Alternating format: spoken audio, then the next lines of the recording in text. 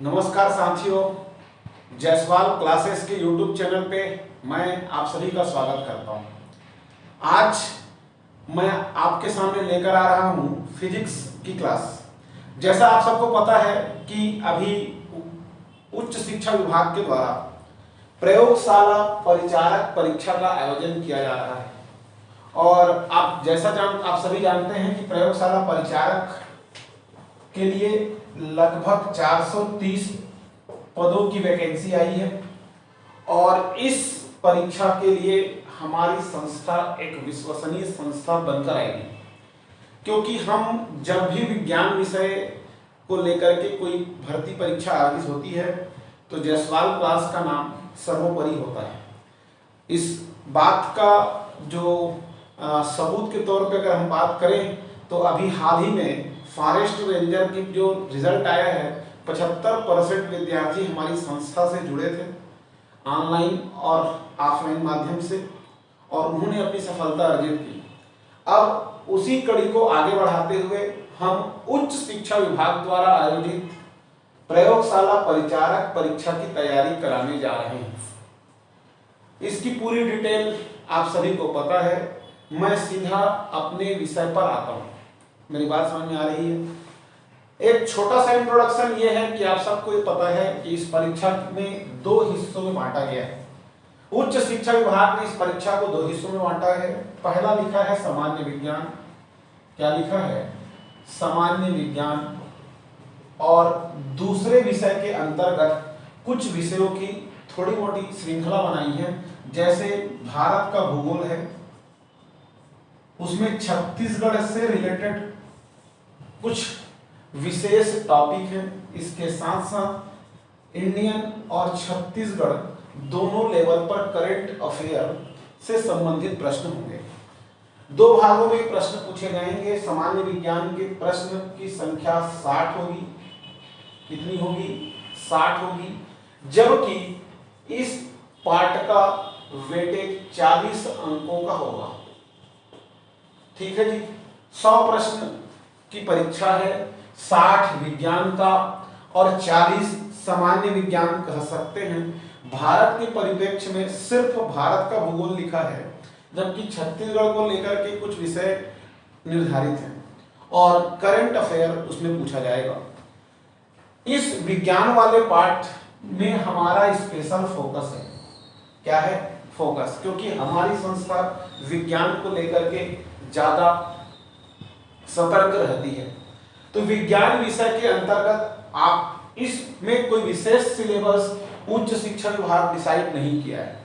एक सामान्य सा शब्द लिखा है कि 9वीं एवं 10वीं स्तर के प्रश्न होंगे जो छत्तीसगढ़ पाठ्य पुस्तक निगम के अनुसार होंगे। अर्थात SCERT के सिलेबस में 9वीं और 10वीं के विद्यार्थी जितना पढ़ते हैं उतना लेवल का प्रश्न इस परीक्षा में आता है।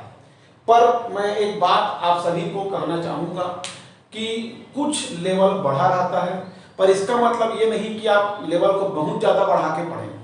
मेरी बात समझ में आ रहा है? एक सामान्य में ना अति ज्यादा ना अति कम, इससे थोड़ा ऊपर एकदम ज्यादा नहीं। मेरी बात समझ में आ रही है? और यकीन मानिए, एक विश्वास के साथ जुड़िए, सफलता अवश्य संभव होगा। मेरी बात क्लियर है? आप सबको पता है कि इस 9वीं 10वीं के सिलेबस को अगर आप उठा के देखेंगे तो इसके अंतर्गत 4 विषय आते हैं। कितने विषय आएंगे? 4 विषय। पहला होगा फिजिक्स। क्या होगा? फिजिक्स। दूसरा है केमिस्ट्री, मैं 60 में लिख रहा हूं भाई। तीसरा है बायोलॉजी। क्या है? बायो। और चौथा है इन्वायरमेंट। क्या है? इन्वायरमेंट। ठीक है। हिंदी में यदि बात करूं तो पहला भौतिक शास्त्र, भौतिक विज्ञान, दूसरा रसायन, तीसरा जीव विज्ञान, जबकि चौथा पर्यावरण होगा। ठीक है। आप 9वीं और 10वीं के सिलेबस को इस 4 भाग में बांटकर पढ़ें। ठीक है, 60 प्रश्न का परीक्षा सामान्य विज्ञान में होने वाला है और आप ये मान के चलें कि 15-15 प्रश्न प्रत्येक सेक्शन से आएगा। मेरी बात क्लियर है? क्योंकि देखो हर विद्यार्थी हर विषय में अच्छा नहीं रहता, ठीक है, और इसीलिए आप हमसे जुड़ गए। मेरी बात क्लियर? टीचर को पढ़ाना आसान है, मैं फिजिक्स पढ़ाऊंगा, ठीक है, एक सर केमिस्ट्री पढ़ाएंगे, बायोलॉजी वाले सर बायोलॉजी पढ़ाएंगे, चल देंगे।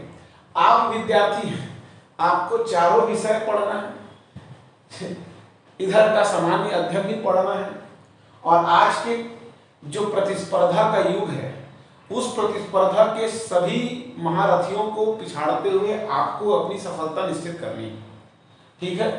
और जैसा कि आप सबको पता है कि उच्च शिक्षा विभाग ने परीक्षा की तिथि निर्धारित नहीं की है। निर्धारित नहीं किया है मतलब आप आराम से नहीं बैठ सकते, परीक्षा कभी भी आयोजित हो सकती है। मेरी बात क्लियर है? और इसके लिए आप ये तैयार रहें कि आने वाले दिसंबर 15 के बाद कभी भी हमारी परीक्षा हो सकती है। तो 2 महीना का लगभग समय है। इस समय के दौरान हमारा डेली का वीडियो डल जाएगा हमारे एप्लीकेशन पे और आप उसको देखिए और अपनी तैयारी निश्चित कीजिए। मैं आप सभी को पढ़ाने जा रहा हूं फिजिक्स। क्या पढ़ाऊंगा? फिजिक्स।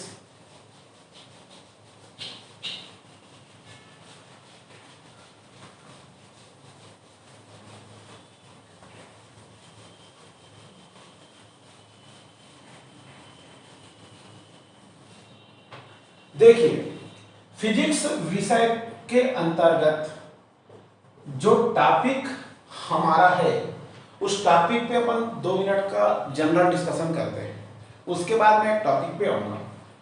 देखिए, लिखा हुआ है गति। क्या लिखा है? गति।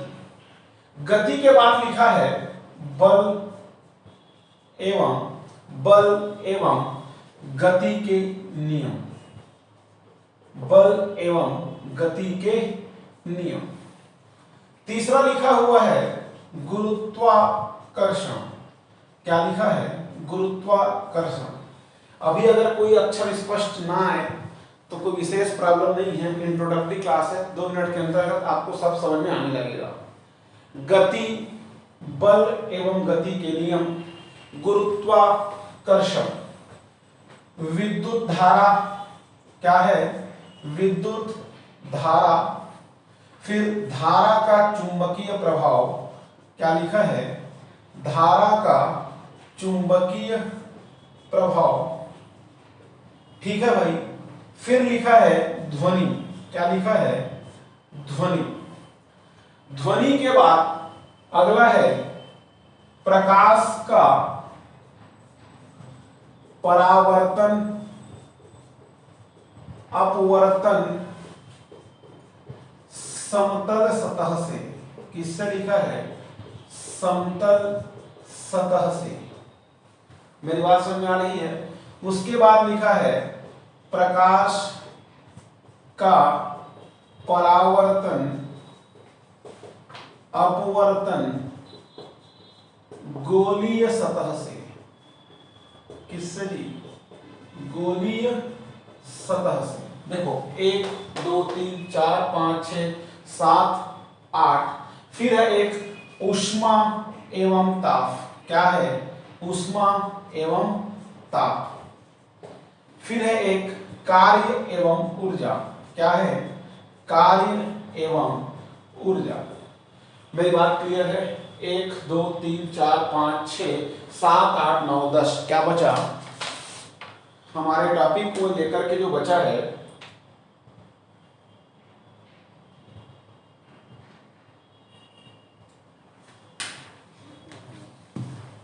और 11वां टॉपिक है ऊर्जा स्वरूप एवं स्रोत। ऊर्जा स्वरूप एवं स्रोत।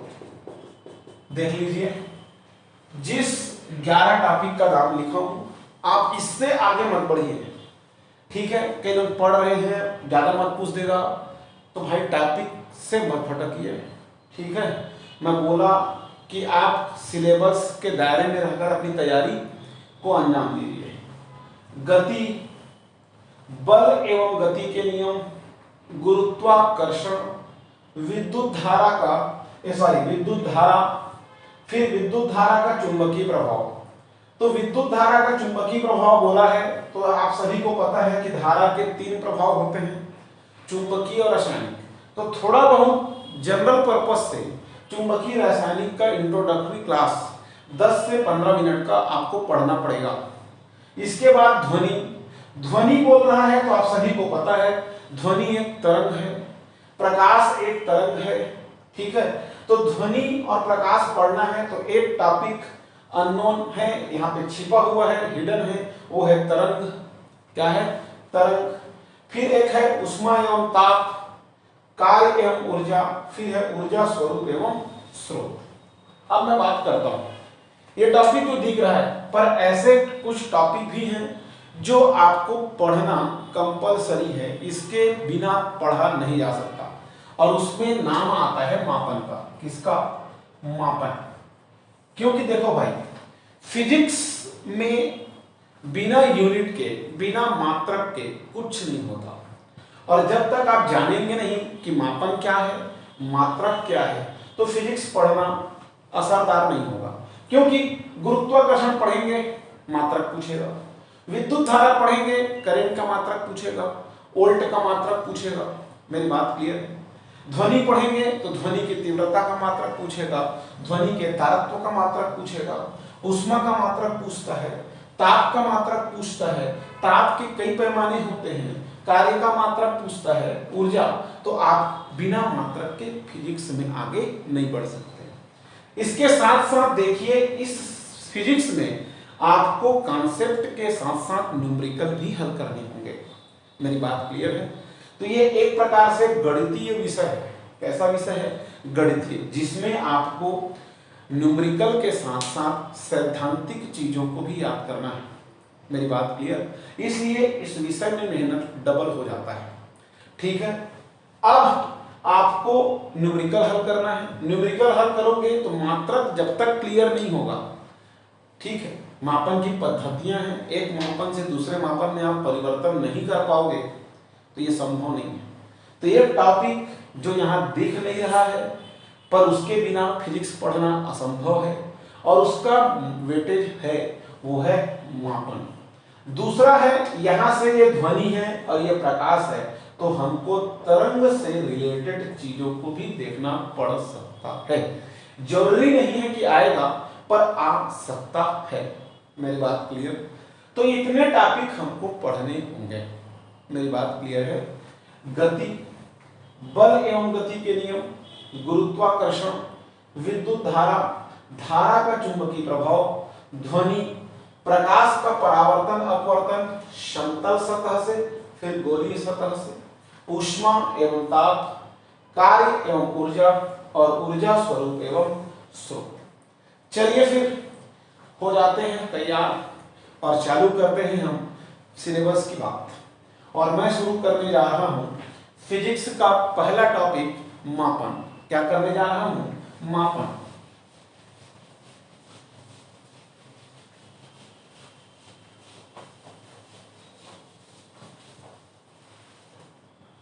देखें, मापन पढ़ने के लिए सबसे पहली बात जिस चीज को जानना होता है वो होता है द्रव्य।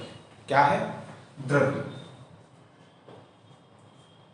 द्रव्य अंग्रेजी में कहते हैं मैटर। द्रव्य क्या है? देखो, द्रव्य वह है जो स्थान घेरता है। क्या है?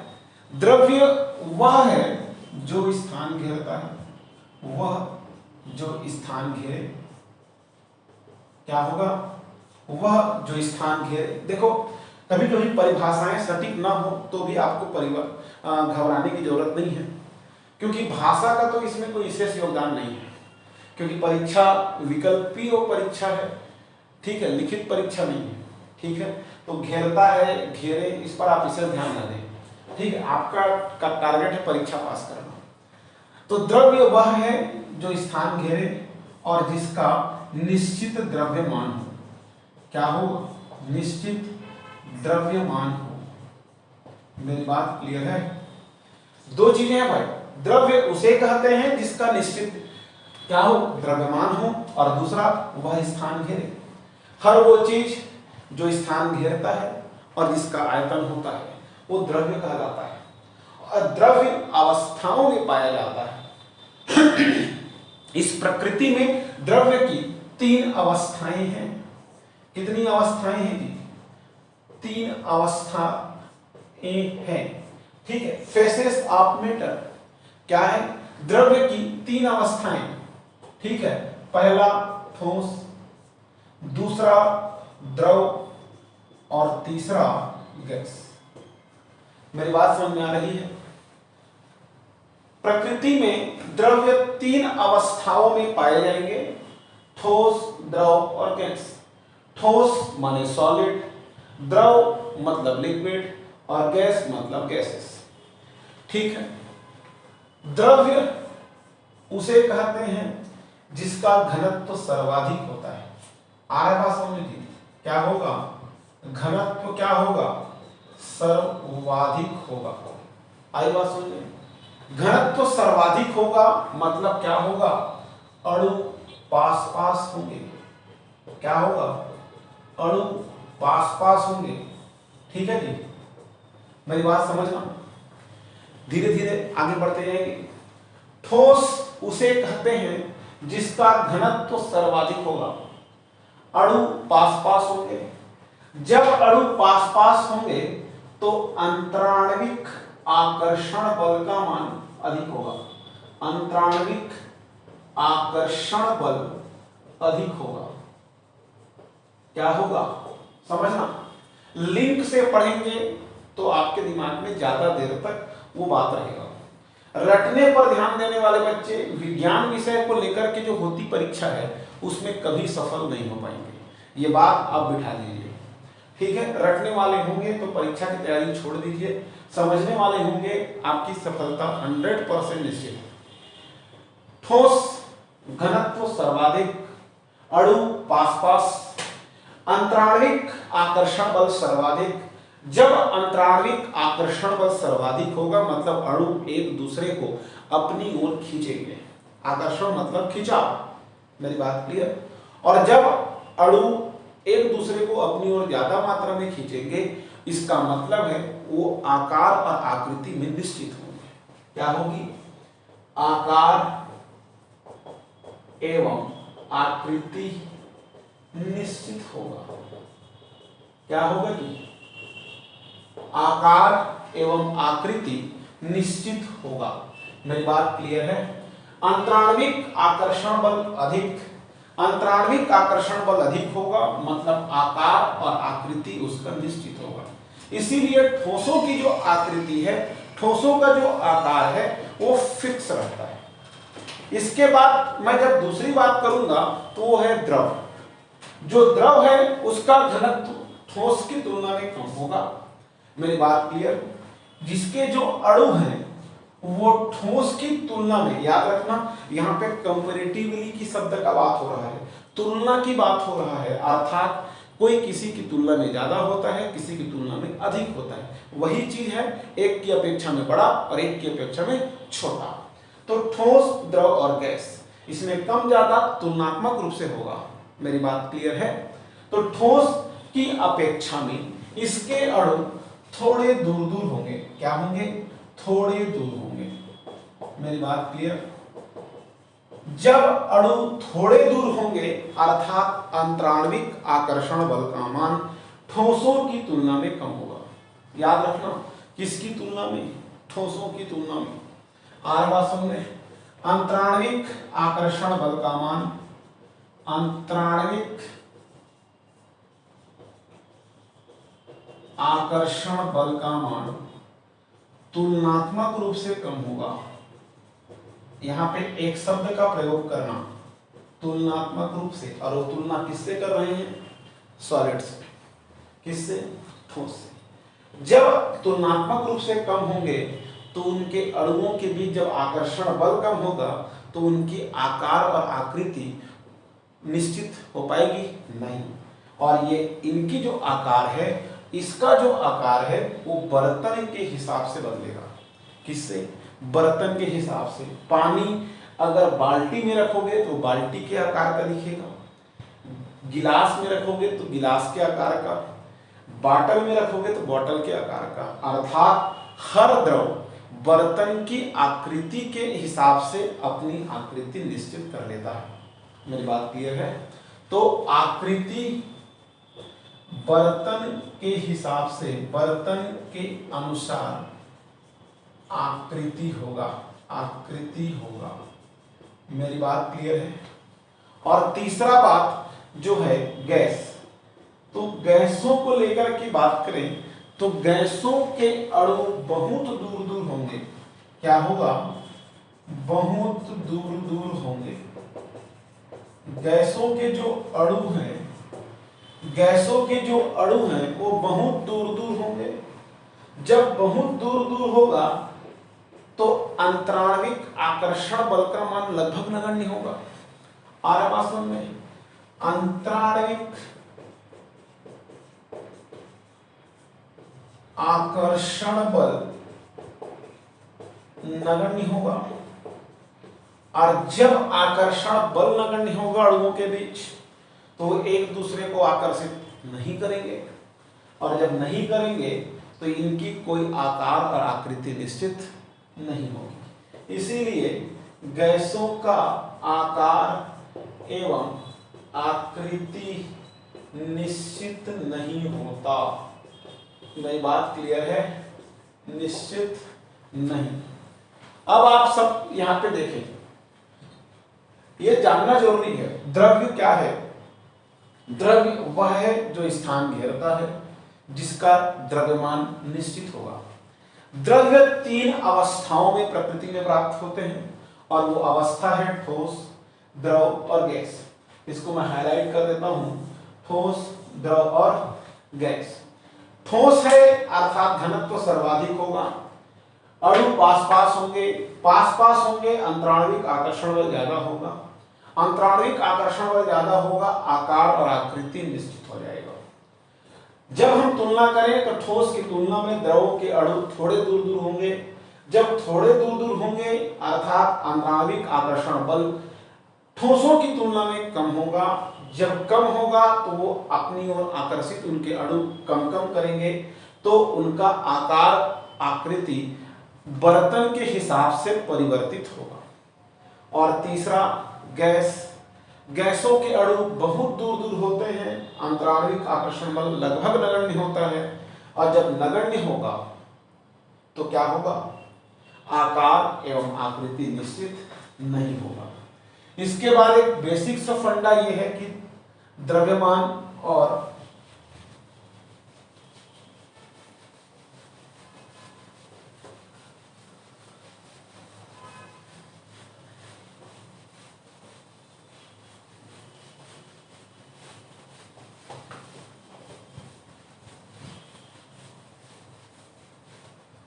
द्रव्यमान एवं भार। मेरी बात क्लियर है? क्या होगा? द्रव्यमान और भार, ये दो चीज आप अपने दिमाग में क्लियर रखें।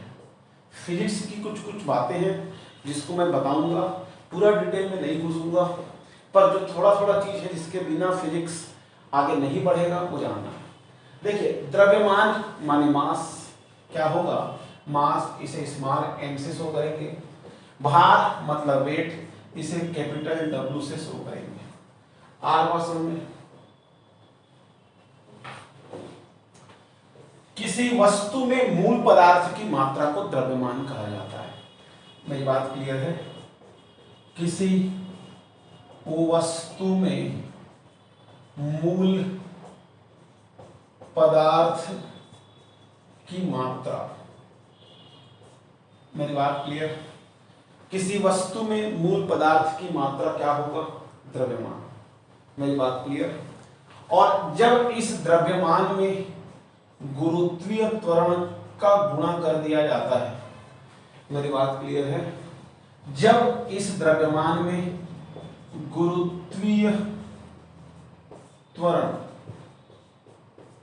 आ रहा बात समझ में जी? Gravitational acceleration. तो जब इस द्रव्यमान में गुरुत्वीय त्वरण का गुणा कर दिया जाता है तो भार निकल कर आता है, आदमी का वेट निकल कर आता है। अब आप सब जानते हैं कि जो गुरुत्वीय त्वरण है वो हम लोग पूरे डिटेल में गुरुत्वाकर्षण में पढ़ेंगे। द्रव्यमान को m से शो करेंगे और गुरुत्वीय त्वरण को g से शो करेंगे। आई बात समझ में?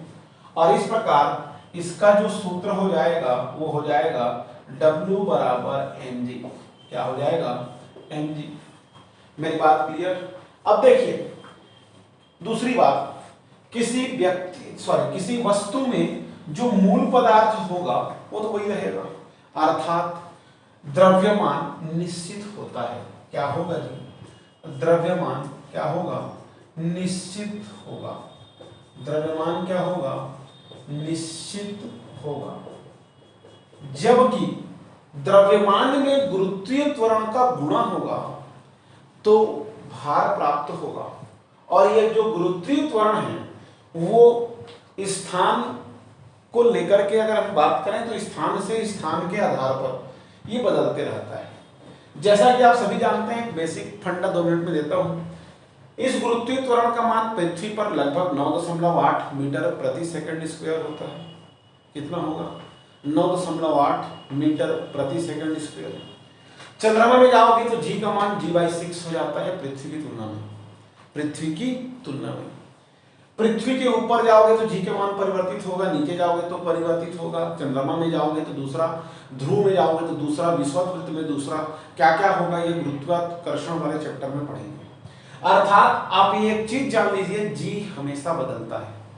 और जब किसी परिवर्तनशील राशि का गुणा किसी निश्चित राशि के साथ गुणा होगा तो गुणनफल भी परिवर्तित होगा, अर्थात भार परिवर्तनशील होगा। क्या होगा? भार परिवर्तनशील होगा। मेरी बात क्लियर है? ठीक है, मैं फिर से बोल रहा हूं, किसी वस्तु में मूल पदार्थ की मात्रा द्रव्यमान है और द्रव्यमान उसे कहते हैं, एक मिनट, किसी वस्तु में मूल पदार्थ की मात्रा द्रव्यमान है और द्रव्यमान हमेशा फिक्स है। जबकि द्रव्यमान और गुरुत्वीय त्वरण का गुणनफल भार होता है W बराबर mg, और जब g परिवर्तनशील है तो गुणनफल भी परिवर्तनशील होगा, अर्थात भार भी बदलेगा। ठीक, अब आप एक चीज अपने दिमाग में बिठा लो, द्रव्यमान नियत होगा और भार परिवर्तनशील होगा। एक प्रश्न आपको दिखा रहा हूं जो परीक्षा में पूछा था व्यापम के।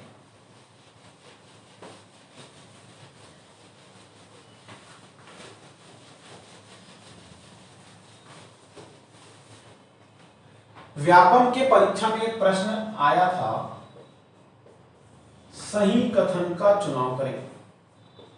सही कथन का चुनाव करें। ठीक, पहला ए, ठीक है, द्रव्यमान निश्चित होता है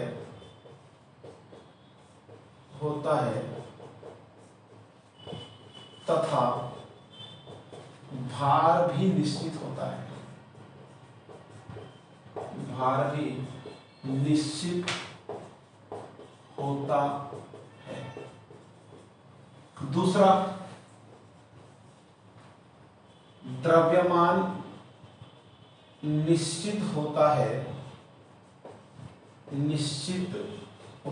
है तथा भार परिवर्तनशील होता है। भार परिवर्तनशील होता है। तीसरा, द्रव्यमान परिवर्तनशील होता है। द्रव्यमान परिवर्तनशील होता है जबकि भार निश्चित होता है। भार निश्चित होता है। और डी है, दोनों परिवर्तनशील होते हैं।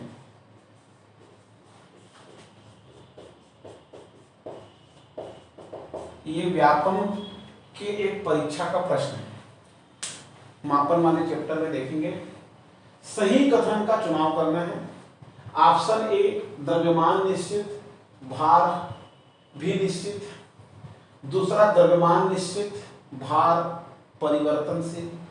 तीसरा द्रव्यमान परिवर्तनशील, भार निश्चित। और आखिरी दोनों परिवर्तनशील।